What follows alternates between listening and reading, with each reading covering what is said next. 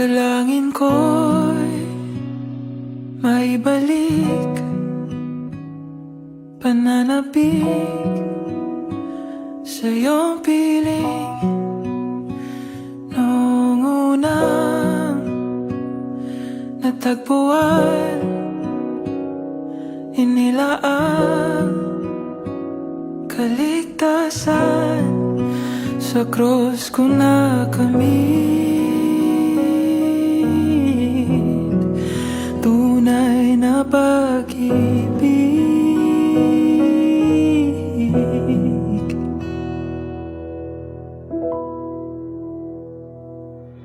Panginoon, tanging tahanan, kapahingahan, sa'yo ko lang natagpuan ang tunay na kaligayahan, kapayapaan.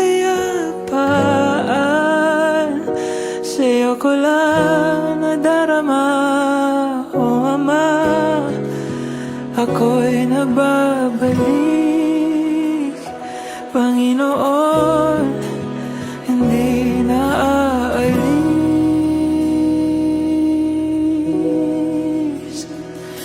Dalangin ko'y maibalik, pananabik sa iyong piling. Noong unang natagpuan, inilaang kaligtasan sa krus ko nakamit. Tunay na pag-ibig.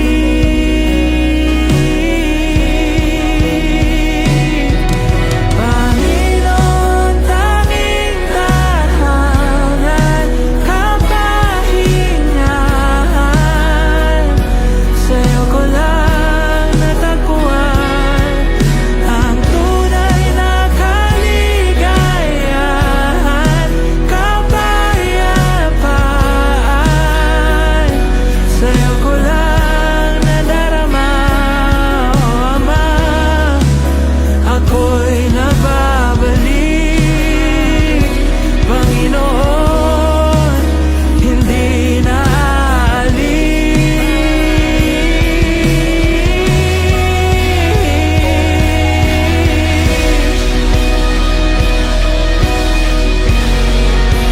Ako'y nagbabalik,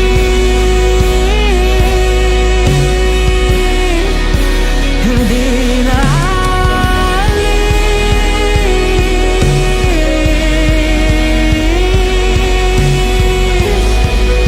Oh, dito lang ako sa presensya mo. Ako'y kumakapit, ako'y nananalig. Dito lang ako, Jesus, sa piling mo. Sumasamba sa'yo lang, Ama. Dito lang ako sa presensya mo. Ako'y kumakapit, ako'y nananalig. Dito lang ako, Jesus, sa piling mo. Sumasamba sa'yo lang, Ama. Dito lang ako sa presensya mo. Ako'y kumakapit, ako'y nananalig. Dito lang ako, Jesus, sa piling mo. Sumasamba sa'yo lang, Ama.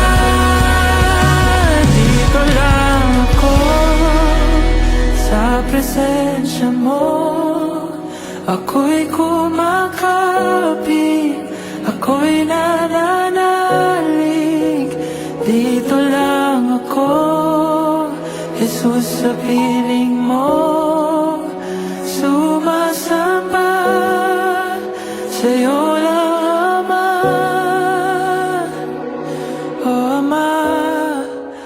ako'y nagbabalik, Panginoon, hindi na alis.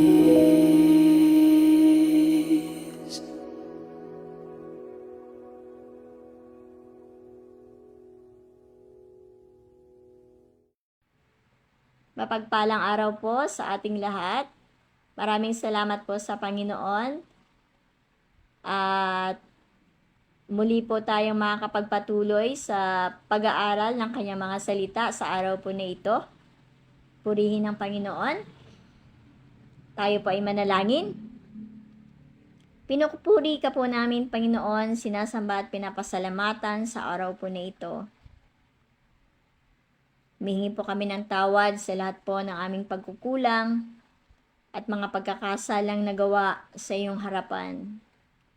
Pakalinisin mo nga po kami, O Diyos, kung may nakikita ka pong karumihan sa aming puso.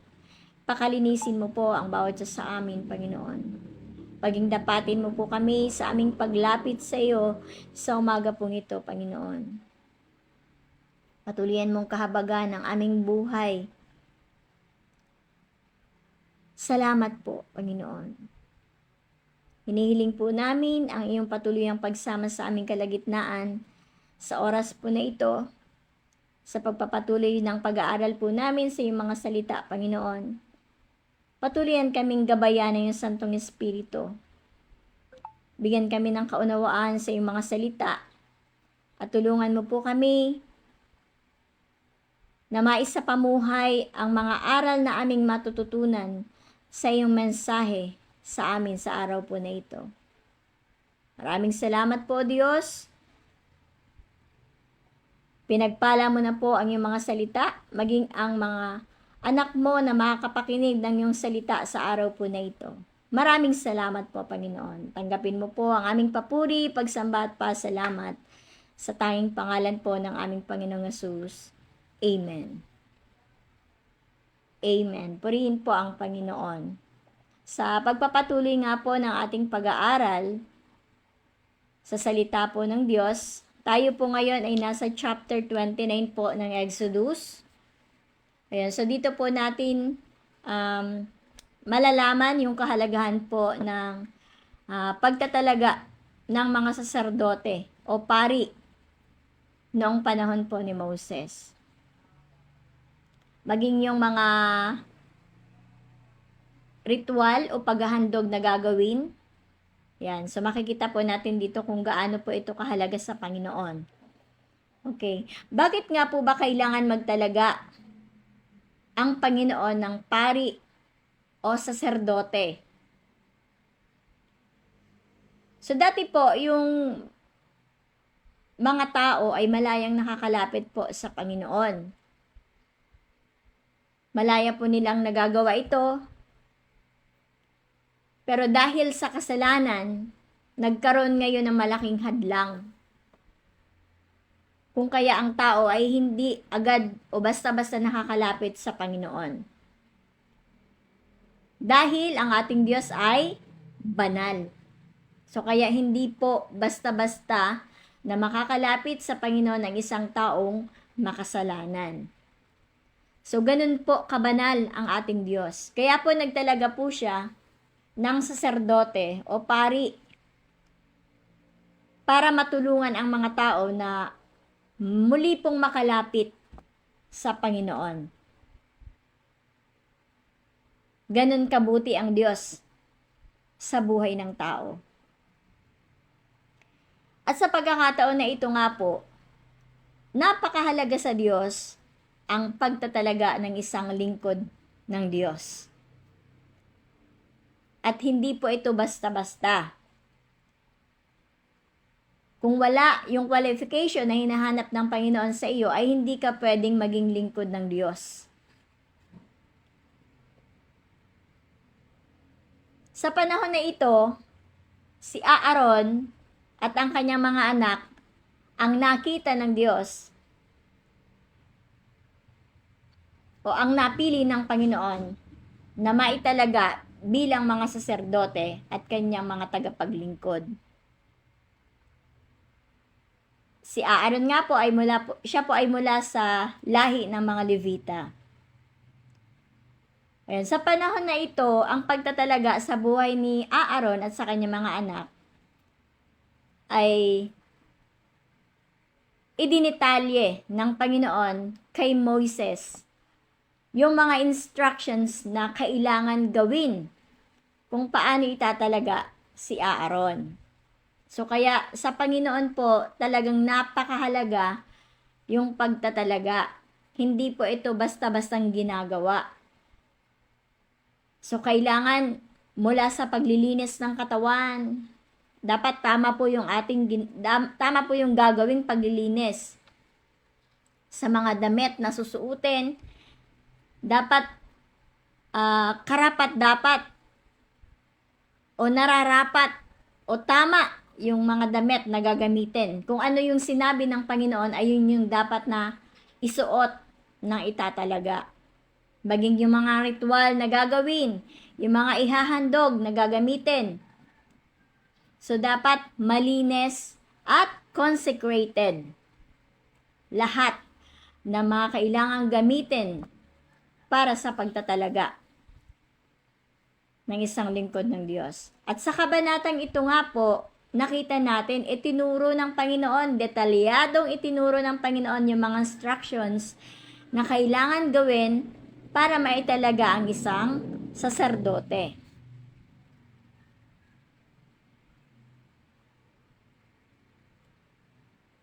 Napakahalaga po sa Panginoon ang pagtatalaga ng isang lingkod ng Diyos. Hindi po ito basta-basta. Hindi po katulad natin sa panahon ngayon, na malaya na po tayong nakakapaglingkod sa Panginoon. Malaya tayong nakakalapit sa Panginoon. Pero nung unang panahon, talagang grabe yung standard, yung qualification. At kung hindi ka karapat-dapat doon sa qualification na yun, ay hindi ka pwedeng maging lingkod ng Diyos. Amen? Ngayon naman, bakit kailangan idetalye pa din ng Panginoon ang tamang ritual na gagawin sa kanilang paghahandog? Nais ng Panginoon na maging detalyado ang gagawing ritual sa paghahandog dahil nais niya na ipakilala kung sino siya o ipakita sa mga tao kung gaano siya kabanal at kamakapangyarihan. At sa pagkakataong ito, talagang kung ano yung sinabi ng Diyos, ayun lang po yung dapat na gawin sa pagtatalaga at paghahandog. So, sa pagkakataon na ito, kaya ito ginawa ng Panginoon upang maiayos ang relasyon ng tao sa Diyos. Amen? Mula sa mga pare, sa saserdote, sa mga kasuotan, sa paglilinis ng katawan, sa tabernakulo, at maging sa mga ihahandog nila sa Panginoon. Kinakailangan po malinis at consecrated ang lahat ng gagamitin bilang paghahanda sa pagharap sa Panginoon. Sa ating kasalukuyang panahon, napakalaya na po nating nakakalapit sa Panginoon. Minsan nga po parang nagiging casual na lang yung paglapit po natin sa Panginoon. Yung ginagawa po natin pagsamba, yung pag-worship o pagpupuri sa Panginoon. Parang natural na lang para sa atin yung ginagawa natin na paglapit sa Panginoon. Pero salamat sa Panginoon sa araw po na ito, nire-remind po tayo ng Panginoon sa pamagitan ng kanyang mga salita. Kung ano po ang tunay at kung paano yung tamang paglapit sa Panginoon.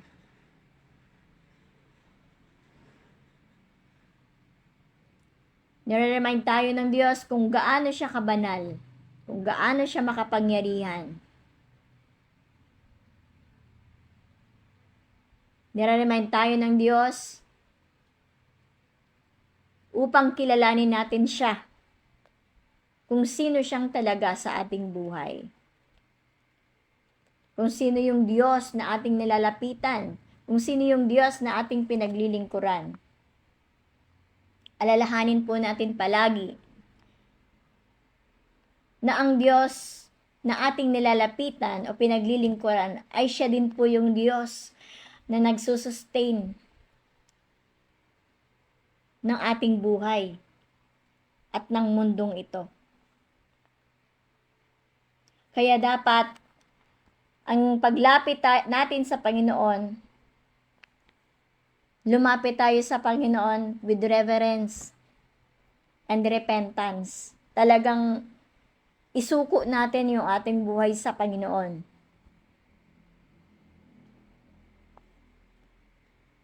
Magkaroon tayo ng kapakumbabaan sa pagharap natin sa Panginoon.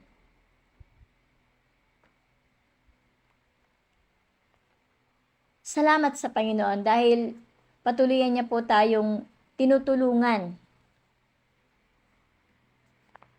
na maiayos yung ating buhay at maging yung relasyon po natin sa ating Panginoon.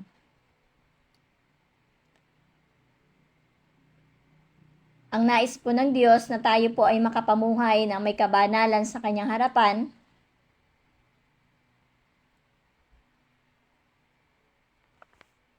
makapamuhay na kasama ang Diyos,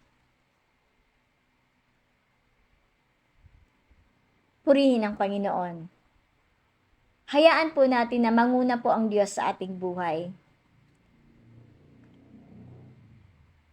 Sa lahat po ng ating mga gagawin, sa lahat po ng ating mga plano,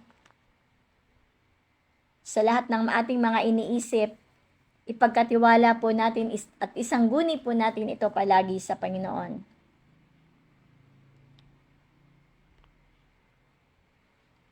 Purihin ang Panginoon. Kung papaanong inalis ng Diyos yung mga Israelita sa Ehipto, gayon din po ang gagawin niya po sa atin.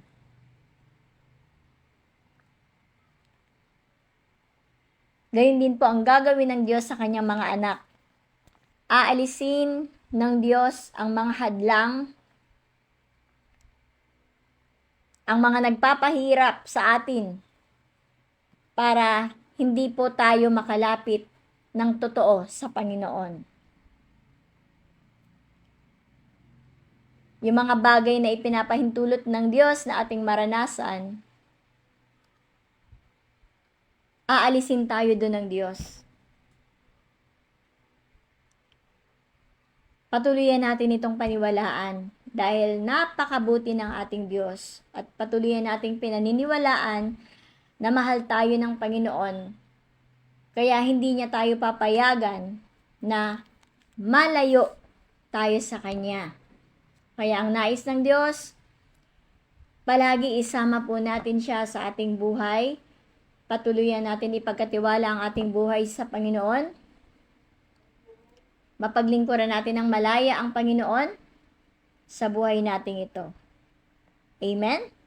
Nawa po may natutunan po tayo sa araw po na ito. Tulungan po tayo ng Panginoon. Maraming salamat po sa pagtsatsaga na makapakinig ng mensahe ng Panginoon. Pagpalain po tayong lahat ng Panginoon. Amen. Amen. Tayo pong muli ay manalangin. Maraming salamat po, Panginoon, sa mensahe na yung mga salita sa araw po na ito. Patuloyan mo nga po kaming tulungan na kilalanin ka naming kung sino kang talaga sa aming buhay. Kung gaano ka kabuti, kung gaano ka kabanal, kung gaano ka makapangyarihang Diyos sa amin. Maraming salamat po sa mensahe ng iyong mga salita sa araw po na ito. Tulungan mo nga po kami na maisapamuhay po namin ang mga aral na aming natutunan.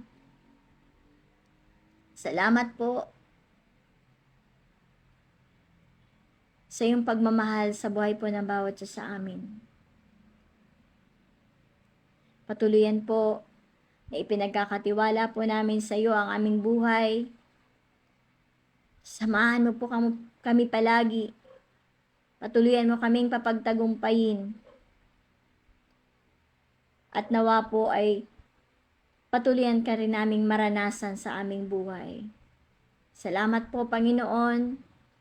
Pinagpala mo na po ang bawat isa na nakapakinig ng iyong mga salita sa araw po na ito. Maging makakapakinig pa lang po, Panginoon. Salamat po na pinagpala mo na rin po sila, O Diyos. Sa araw po na ito, patuloyan po namin idinadalangin sa iyo, Panginoon. Patuluyan mo po kaming samahan, patuluyan mo po kaming papagtagumpayin, at patuluyan ka po naming maranasan sa aming buhay. Purihin ka po, Panginoon. Palagi po, ang lahat ay pinagkakatiwala po namin sa iyo maging ang aming buhay, Panginoon. Purihin ka, O Diyos. Tanggapin mo po ang aming papuri at pagsamba sa umaga pong ito sa pangalan po ng aming Panginoong Hesus. Amen. Purihin ng Panginoon. Muli po, maraming salamat po sa inyo pong buhay at sa pagtsatsaga na makapakinig ng salita ng Diyos. Purihin ang Panginoon. To God be all the glory. Amen.